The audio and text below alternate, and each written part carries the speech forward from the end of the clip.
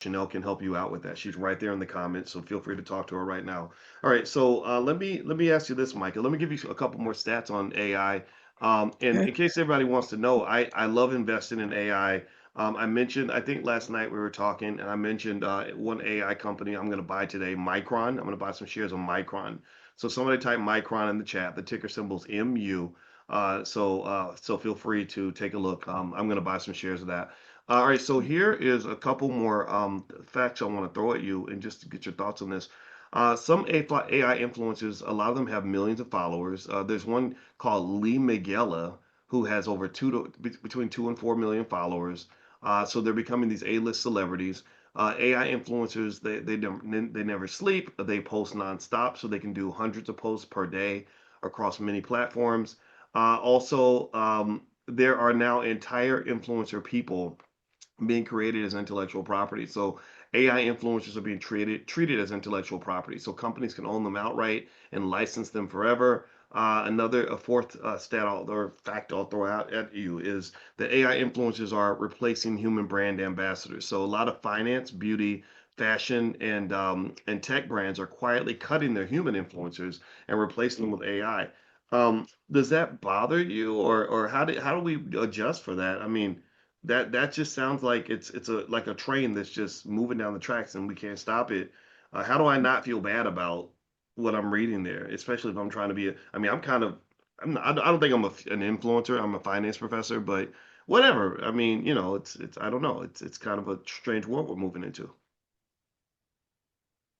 If I'm being honest, I guess because I'm not necessarily an influencer, I don't feel bad, right? I mean, yeah, I don't. I really don't. My thing is like, okay, it kind of sounds like that's a personal problem a little bit, right? And so Uh-huh. you need to figure that out because there's so many people that are not influencers. Like it's rare to succeed in that market. You know what I'm saying? So I don't feel bad. Again, look at the opportunity. And this is why I've gone through and taught people how to build influencers. Because like you mentioned, if there's room for Mickey Mouse, if there's room for Pooh Bear, if there's room for Sailor Moon, okay, there's room for you to create a fictional character with a narrative that connects to others and be able to prosper and profit from it. Do it. So what you're telling me absolutely does not surprise. And I actually surprised me. Like I love the data. The data says all the data is telling me is that this works. One over 1 million followers, like that tells me like, okay, people are connecting with the image. They're connecting with the voice. They're connecting with the narrative. They're connecting with the photo shoots and the styles. Learn how to do it and make your own. Learn how to create something unique. Like just Mm. honestly, like do it because you can do it a whole lot more affordably than you could if you were trying to run a modeling agency or influencer agency.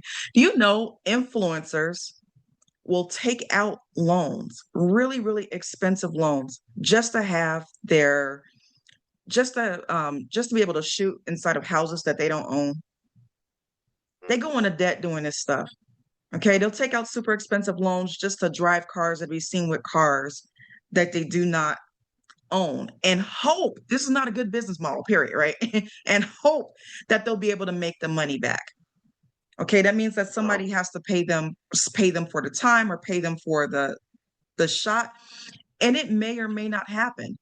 Or they have to have their own product, right? And that can be a crapshoot sometimes. Mm. So again, sounds like a personal problem.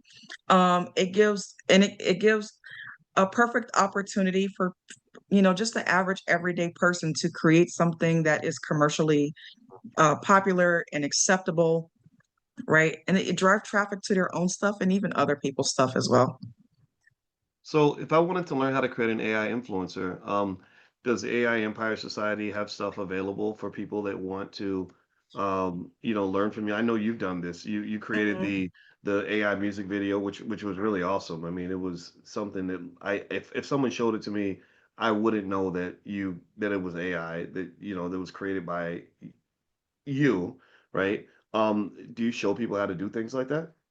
Yeah, absolutely. We did a influencer class just a few weeks ago. I actually think like around like mid-October, and it was recorded. It is in there, and like I keep mentioning, like we're continuing to expand on it because there's so many different ways that you can create an influencer because the technology keeps changing, right? And so I'm actually looking forward to moving more into that in January and kind of being like, hey, this is the next step in this process.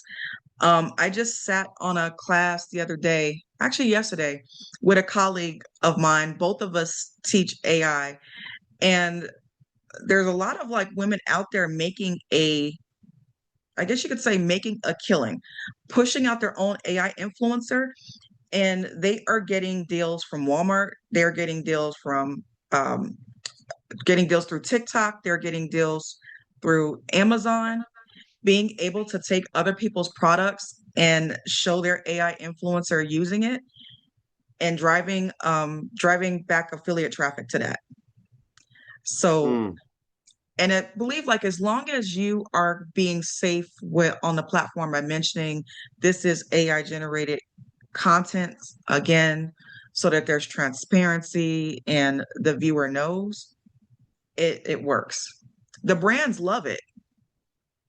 The brands absolutely love it. They're like, wait a minute, you're able to take my product and create a whole set around it that I didn't have to pay for up front, right? mm. All I have to do is pay you a percentage of the sales. They're with it. Interesting. Okay, okay. Well, it seems to me like it's it doesn't. The reason I strongly believe it won't replace humans is because, um, most of the time, new technology doesn't completely replace the old. It just gives a new alternative or maybe democratizes it. Like airplanes didn't replace trains. They just gave us another way to travel. Trains are still here. Before trains were the only game in town, and then you had the option of taking a flight. TVs didn't replace radio, but I'm sure there were people who thought that they would. They were like, well, why would you just listen to something when you could watch and listen at the same time? Well, because you might be driving, right? But even when television came along, not everybody was driving, right? So maybe they couldn't visualize a world where everybody was driving to work and stuff like that, right? So I think it's really a matter of saying you're gonna get in where you fit in. It's not the end of the world.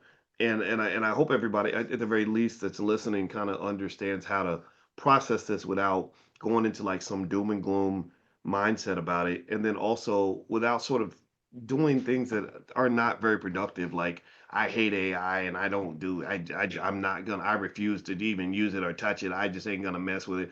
I think that's gonna jeopardize your opportunities going forward.